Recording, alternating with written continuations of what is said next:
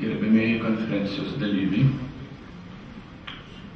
aš patekau į jūsų susirinkimą tiesiog kaip pilietis, kuriam ne tas pat, kaip gyvena Lietuva, kur Lietuva eina, kur jos sėkmės ir nesėkmės, klaidos, kas bus ryt po metų ar po 10 metų.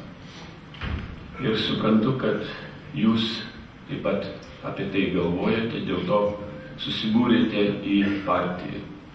Tad aš sveikinu jaunos partijos aktyvą, vertinu ir gerbiu jūsų tikslus, uždavinius ir ketinimus, kurios pažįstu iš partijos programos, iš ponios Prunskienės ypatingai aktyvios viešos veiklos.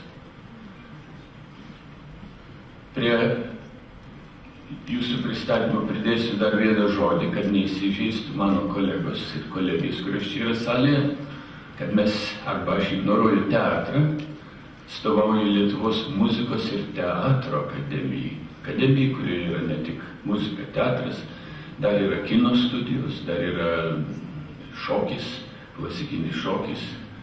Abiem viešiniams menininkėms tai labai yra artima ir svarbu. Aš manau, kad visi mes labai su dideliu ilgesiu ir liūdesiu prisimename tą dabar jau pražuvusią euforiją, kurią mes visi jautėme 89–90 metais, kuriai nereikėjo partijų, antipartijų, susivienimų ir kitų sambūrių. Lietuva buvo viena partija. Ir mes patys, ir aš, ir jūs čia esantieji, štai šitą situaciją, tą euforiją leidome sugriauti ir jai išnykti. Ir mes visi šiandieną manome, kad toliau taip gyventi negalime. Toliau taip gyventi nenorime. Aš pamenu, tai turbūt buvo 89 metai, Katedros aikštėje galingas daugiatūkstantinis susirinkimas, mitingas, ir po mitingo visi dalyviai keliauja namo, Gedimino prospektas, eismas uždarytas ir vidurių gatvės eina kilometrinė eilė degančių žvakučių. Šalia manęs, grįžtančia namo, visi pakelios nuotaikos, eina jauna šeima, maža mergytė ant tėvo pečių, ir ta mergytė skanduoja aikštėje girdėtą šūkį: Lietuva bus laisva, Lietuva bus laisva. Aš iki šios dienos prisimenu tos mergytės, kurie šiandieną jau matyt kokie 25 metai. Būtų įdomu jos paklausti, ar ji mano, kad šiandieną išsipildė jos linkėjimas, ar visiems Lietuva yra vienodai laisva, ar Lietuva laisva visais atžvilgiais. Turbūt, kad dėja ne. Mes visi turime labai daug klausimų tiems, kurie mūsų likimus valdo, kurie mūsų gyvenimą rikiuoja. Čia galėtume kiekvienas iš mūsų, iš savo darbo srities, iš patyrimo stebint Lietuvos politinį gyvenimą ir jo žingsnius, tų klausimų pririnkti dešimtis, gal ir šimtus. Na, pavyzdžiui, kodėl mūsų verslininkai, smulkieji verslininkai yra spaudžiami jau nuo pirmųjų savo verslo metų mokėti mokesčius. Tuo tarpu antra ranka vyriausybė perka investicijas, perka investitorius. Moka šimtus tūkstančius ir milijonus, kad jie ateitų. Jau yra verslas, jis nori daryti. Aš pažįstu daug žmonių, kurie nori pradėti, bet sako, tai yra beviltiška, tave iš karto užpjaus armija biurokratų su savo reikalavimais. Arba kodėl yra kuriama toks monstras kaip Leo LT, tai Lietuvai kainuoja 100 milijonų, Praeina 2 metai, tas monstras yra uždaromas ir vėl Lietuvai kainuoja 100 milijonų. Kodėl vienu metu pasikvietus ekspertus iš užsienio brangiai apmokėjus už konsultacijas yra nutariama, kad reikia Lietuvos energetikos ūkį perskirti į 2 dalis, rytų skirstamieji tinklai, vakarų skirstamieji tinklai. Tai daug kainuoja visą reorganizaciją. Praėjo kiek laiko, šiandieną vėl kiti ekspertai, gal ir tie patys, vėl brangiai apmokėti, sako, reikia tas 2 dalis energetinės sujungti į vieną.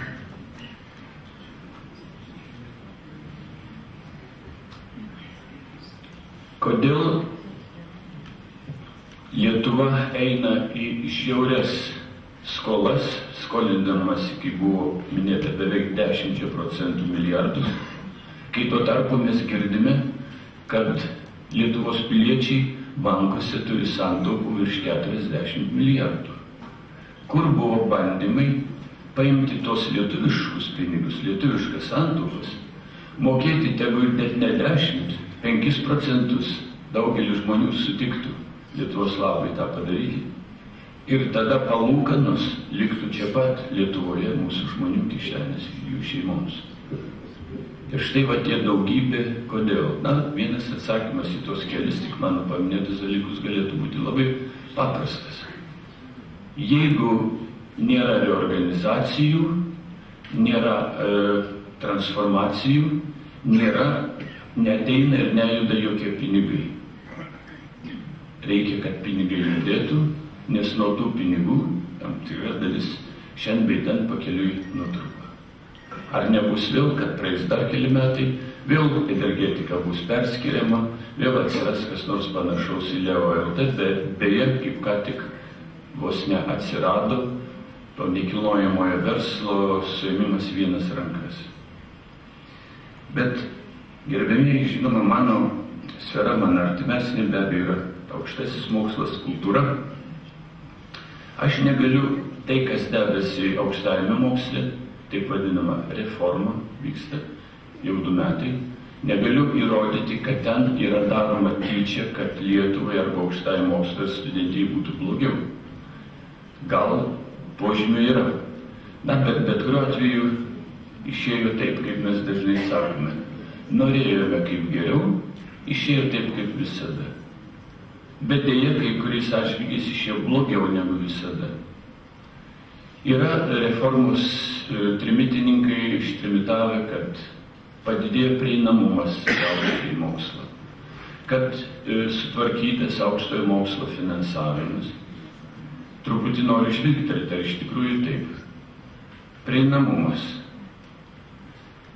Prieinamumas galbūt pagerėjo ta prasme, kad abiturientai, kurie šiemet baigė vidurinę mokyklą, norėjo pasirinkę įstoti į kokią nors vieną studijų programą, dėja jam nepavyko, pritrūko balų ir jis turi laukti jau kitų metų stojimo.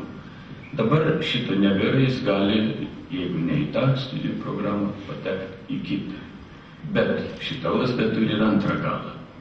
Antras galas yra tai, kad visiškai yra suniokota motyvacija. Jaunuolis vienam veikia kairysis smegenų pusrutulis gerai, kitam dešinysis. Vienas gabumų turi humanitarikai, kultūrai, kitas tiksliesiems mokslams. Ir jis pirmojų pasirinkimų, o jų nesenai buvo 20, dabar beliko berods 16. Jis pirmojų pasirinkimų užsirašė tą savo norą. Deja, ten jam pritrūko, kompiuteris parodė, kad per mažai surinkai, jis nepateko. Tada jis nueina galbūt į agromokslus, gal į pedagogiką ir gali atsitikti, kad jis arba turės persikvalifikuoti ateityje, vėl bandyti grįžti į savo pomėgį, išnaudoti savo gabumus, arba visą gyvenimą jaustis nekomfortiškai savo darbo vietoje, dirbant nelabai mylimą darbą. Išbalansuota yra valstybės darbo rinkos poreikiai ir studentų srautai, būtent per tą pačią sistemą. Studentai ministerijos pareigūnai sako, kaip didelį tokį laimėjimą, kad dabar kils studijų kokybė ir ją skatins studentų, tai tiksliau abiturientų pasirinkimas. Kur jie nueis, kur suneš savo tos gerosius rezultatus, reiškia, ta studijų programa, tas universitetas yra geresnis, geriausias. Bet iš dalies tai veikia, bet tik iš dalies, nežinia, kad daugelis jaunų žmonių sprendžia šiek tiek kitaip. O ką aš uždirbsiu pabaigęs tas studijas? Žinia, visi esame girdėję, kad advokatai, teisėjai, prokurorai neblogai gyvena. Reikia nešti savo prašymą ten. Iškraipoma situacija ir šiandieną panašu, kad, pavyzdžiui, teisininkų yra perprodukcija. Panašiai yra ir kai kuriuose kitose srityse ir, kaip buvo minėta, šiandieną jau kai kur yra studijuojančių deficitas. Ir štai į kieno rankas atiduodamas tas reguliavimas, ko Lietuvai reikia, kokių profesijų žmonių, specialistų ir kurie universitete arba programos yra geri arba blogi. Tai yra atiduota į abituriento rankas, kuris dar nei viename universitete gal ir kojas nebuvo įkėlęs. Sprendžia abiturientas, sprendžia jo tėveliai, sprendžia tetos, dėdės ir močiutės. Kas yra gera, kur reikia arba nereikia. Čia tokia negatyvioji pusė tos sistemos. Antra vertus, finansai. Sakoma, kad dabar jau kaip ir sutvarkyta situacija su mokamu, nemokamu mokslu. Aš sakau pagrįstai štai ką. Iki reformos prieš 2 metus studentija, jaunimas į Lietuvos aukštąjį mokslą, už aukštąjį mokslą, užmokėdavo 4-6 kart mažiau negu šiandieną. Buvo pusė studentijos 50%, kurie vadinasi mokėjo už mokslą, tai buvo dalinis užmokestis, pusė studentų, 1100 litų per metus. Šiandieną tas 50% atrodo jau lyg ir daugiau negu 50, taip pat moka, bet ne 1000. Moka pilną studijų kainą, 6000, 8, 12, kai kur ir 18. Žinoma, tos brangios studijas negali surinkti lietuvaičių. Tarp tų, kurie nori tų studijų, nėra turčių. Tai štai finansinė situacija bloga. Jaunimas, jo tėvai įsipareigoja bankams. Buvo minima, kad čia labai geromis sąlygomis. Na, ar labai jos geras, jeigu komerciniai bankai paėmė iš kiekvieno jaunuolio už kreditą 5%, nelaukia, kol jis pabaigs studijas ir galbūt jau galės pradėti atmokėti palūkanas, jis jau turi mokėti labai greitai už poros metų. Tai kur čia labai geras sąlygos. Na ir štai ta situacija be abejo mūsų netenkina. Ir aš kreipiuosi taip pat ir jūsų partijos narius, ir jūsų aktyvą. Tarp jūsų yra mokytojų, yra dėstytojų. Kiek jūsų partija turės įtakos jėgos, tai turėkite omenyje, kad čia yra daug ką taisyti. Ir pasakyti, koks žingsnis yra teisingas, o koks yra tiesiog žalingas. Beje, dėl stojimo, kai galima pasirinkti daugybę tų studijų programų, pernai pamačiau interneto puslapyje tokią antraštę. Abiturientai negalėjo sužinoti, kur įstojo. Žinote, yra tokia organizacija sukurta, kuri kuruoja visą priėmimą. Beveik visi universitetai neturi jokių priėmimo egzaminų, išskyrus meno studijas ir dar kai ką. Tai abiturientai surašė daugybę tų pasirinkimų, jie nežino, kur jie įstoja, sugedo ten 1 ar 2 dienom kompiuterinė sistema ir vaikai nežino, kur jie įstoja. Tragedija ne ta, kad keliom dienom sugedo kompiuterinė sistema, tragedija tai, kad priimama gana normaliai, kad aš nežinau, kur įstojau. Kai man praneš, aš naisiu ten ir studijuosiu. Kokios tai bus studijos? Kur ta bus kokybė? Studijų kokybė. Bet ne visų pirma priklauso nuo studento studijų kokybės, su kuo jis ateina į mokyklą ir kiek jis nori tas studijas pasiekti. Aš galiu pasakyti dar iš finansavimo srities, kad Pietų Korėja kurios universitetai kyla kaip ant melių, jie skiria aukštajam mokslui, universitetiniam, galbūt ir koleginiam, 5% BVP. Mūsų valstybė, mano žiniomis, dabar jau nebetrinėjau, turbūt procento nesiekia. Kalinių kaina vieniem metam, tik tai buvimas kalėjime, neskaitant teisminių procesų, gaudimų, apeliacijų ir viso kito, yra virš 20 000. Tai yra aplenkia pačias brangiausias studijas. Reiškia, valstybė išlaiko 10 000 armiją, ar kiek ten jų yra kalinių šitomis kainomis. Ir kada norima, kad būtų daugiau studijuojančiųjų, kuriam reikia paskirti 6-80 tūkstančių, čia yra pasirodo didelė problema. Aš nekartą buvau Turkijos universitetuose. Stebina Turkijos universitetai savo didingumu, savo galybę. Tai yra amerikietiško tipo dideli universitetai, ypatingai gerai aprūpinti techniką, turintieji didelius tos vadinamus kampus, miestelius su bendrabučiais, su koncertų salėmis, su baseinais ir sporto salėmis ir dar didžiulės teritorijos dalis palikta laisva. Kam universitetas plėsis? Mes klausėme universiteto rektorių, kaip jūsų valstybė, kurios ekonominė situacija nėra tokia labai gera, vis dėlto to pasiekė. Buvo atsakymas paprastas. Mūsų parlamentas ir vyriausybė priėmė tokį prioritetą, būtent išlavintas jaunimas. Turkijos ateitis išlavinta visuomenė. Ir jie kryptingai eina šituo keliu. Yra toks žurnalas Veidas. Visi mes paskaitome, daug ten yra įdomaus. Na, Veidas yra gudrus žurnalas. Jis užsikabina už labai tokių populiarių temų, kas pavasarį išleidžia numerį skirtą stojimui į universitetus. Ir ten yra universitetų reitingas nustatomas. Na, reitingas yra gerai, bet viskas priklauso, kokiais kriterijais remintis yra nustatomi tie reitingai. Dailės akademija, atsimenu, pernai ar užpernai, buvo paskutinėje vietoje. Ir pranešama visai Lietuvai, o studentai, visi būsimieji studentai, abiturientai perka žurnalus, o jų yra 36 arba 40 tūkstančių.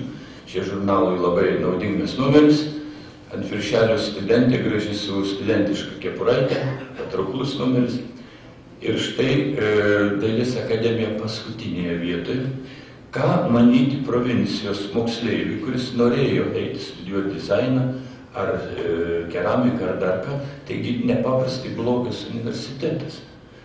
Labai man gaila, bet dėja aš turiu važiuoti į užsienį, kaip ir dar. Ir tame reitinge yra eilė klausimų, kurie vieniem naudingi, kitiem visiškai nenaudingi. Na, pavyzdžiui, keliems studentams tenka vienas kompiuteris. Na, rimtas klausimas, be abejo, tai svarbu. Tai muzikos akademija be abejo negali konkuruoti su Kauno technologija, su Vilniaus universitetu. Mes čia esam kažkur tai ten arti apačios. Panašių klausimų yra daug. Kiek straipsnių atspausdino mokslininkai ir dėstytojai. O kiek koncertų surengė, žinoma, ten neklausima. O pas mus 1/4 dėstytojai dirba per mokslą, 3/4 dirba per meną. Na ir mes ten diskusiją su redaktoriumi pasiūlėme, gerbiamas redaktorium, prašom, jeigu jūs paliekat kompiuterius ir visą kitą panašią, ir lazerius ir visą kitą, įrašykite taip pat klausimą, keliems studentams tenka vienas fortepijonas. Va, čia tai jau mes būtume pirmoje vietoje, bet tai žurnalui nėra įdomu. Na, beje, tai gal ir ne patys svarbiausi dalykai. Menų studijos, esate turbūt girdėję, kad šiaip universitetams ta naujoji priėmimo tvarka, kurią organizuoja ta mano paminėta LANO, BPO, Lietuvos aukštųjų mokyklų asociacija, bendram priėmimui organizuoti. Jie yra universitetams patogi, bendriesiems universitetams, jie nepažįsta Lietuvos jaunimo, kiekvieno konkrečiai, kiekvienoje mokykloje. Jiems svarbu, kad ateitų, na, tie gal kaip įmanoma geresni su geresniais abitūros rodikliais. Bet tik ne menuose. Menuose mūsų studentą, būsimą vaiką, mūsų dėstytojai pažįsta nuo 5, 6, 7 metų ir taip 12 metų iki akademijos. Panašiai dailės akademijoje yra. Ir mes jį atvedame į aukštąją mokyklą, jis gali jau eiti į filharmonijos salę, koncertuoti ateidamas į 1. kursą. Deja, kompiuterinė sistema jį sužlugdo. Pusė Čiurlionio, pačios geriausios mūsų meno mokyklos moksleivių nepatenka, tai yra negauna krepšelio, dalis iš jų net nebebando, iš karto nusitaikė į vakarus. Vakarų aukštosios meno mokyklos, jos priima įskiestom rankom, skiria stipendiją, apie jokį mokestį kalbos nėra ir žinoma vargu, ar didžioji jų dalis sugrįž pasimokę į Lietuvą. Bet čia man skaudi tema, aš čia jums kalbėčiau valandą, tai toje vietoje sustojau. Dar man atrodo, kas kankina visą mūsų šalį, biurokratinis vėžys. Ne Rusija sunaikins Lietuvą, ne arabai sunaikins ir islamas Lietuvą. Biurokratai sunaikins Lietuvą ir labai sėkmingai naikina. Mes kiekvieną savo darbo vietoje susidurime, kad nėra kada dirbti darbo, reikia atsirašinėti į šūsnis dokumentų, popierių, paklausimų ir panašių dalykų. Aš ateidamas tyčia paskaičiau, štai dabar doktorantūra. Yra 2 šakos. Mokslo doktorantūra ir meno doktorantūra. Mes akademiją turime abidvi. Tai vienai pusiai yra 6 valstybiniai dokumentai, pradedant nuo aukštojo mokslo įstatymų, per doktorantūros teisės suteikimo aprašą, mokslo doktorantūros teisė įgyti prašymų vertinimo tvarkos aprašas ir taip toliau. Po to po visų jų reikia sukurti mūsų vidinius dokumentus. Iš viso aš suskaičiau 10 dokumentų. Man, kaip administratoriui, nebelieka laiko ir energijos sveikų protų spręsti klausimus, už kuriuos aš atsakau. Aš turiu pasidėti tą 10 dokumentų ir žiūrėti, kas, kur tuo klausimu yra parašyta. Gerbiamieji partijos nariai, kovokite su šitą hidrą, jį mus pjauna. Jūs visi puikiai žinote, taip pat čia kitas jau dalykas, viešieji pirkimai, kad viduryje žiemos, turbūt ir dabar, aš vieną mokyklą Musninkui kaip ir pavyzdį pernai turiu, kada vėlyvą rudenį nuimamas mokyklos stogas ir daromi remontai. Kodėl? Todėl, kad biurokratai sukūrė tokią sistemą, kad metų pradžioje pranešus, kad jūs gausite tiek tai lėšų remontui, rekonstrukcijai, ir tiek sugalvota barjerų, kurios reikia apsukti, apeliacijos terminai ir taip toliau, kad kokį nors lapkritį tik mokyklos direktorius jau gali pradėti statybas. Taip, tų piktžaizdžių yra daugybė. Ir štai aš, gerbiamieji, norėčiau pasiūlyti jums ir lygiai taip pat visoms partijoms Lietuvos. Man kaip piliečiai nepartiniam yra nesuprantama. Partijų yra daug. Šitiek daug skirtingų strateginių idėjų nėra ir negali būti mažoje Lietuvoje. Reiškia, yra tam tikras branduolys, manau, kad jis yra didžioji dalis programų, kur visos partijos kalba apie tą patį. Aš negalėčiau, tiesą sakant, įvardinti partijos, kuri nori, kad Lietuvai būtų blogai. Visos deklaruoja, kad sieksime, kad būtų geriau. Tai siūlyčiau surūkyti tokią santarvės, taikos pypkę su partijomis, padaryti santarą, susitarti, kad mes sukūrime branduolį strateginių visai Lietuvai svarbių idėjų ir darome tai bendrai. Mane visada nervina ir televizijoje, ir Seime, kada dešinės partijos atstovas pasakė gerą mintį, arba dešinė partija žengė gerą žingsnį, kairė partija privalo, kitaip matyti tą kalbėtoją nubaus kolegos, privalo švilpti kaip teisėjas švilpukus, sukritikuoti. Arba geriausiu atveju patylėti kaip vandens į burną paims. Ir atvirkščiai, kada kairieji padarė ką nors gerai, aš negirdžiu, kad dešinioji partija, konservatoriai pagirtų, sakytų, klausykit, jūs teisus, mes prisidedame, darykime tai kartu.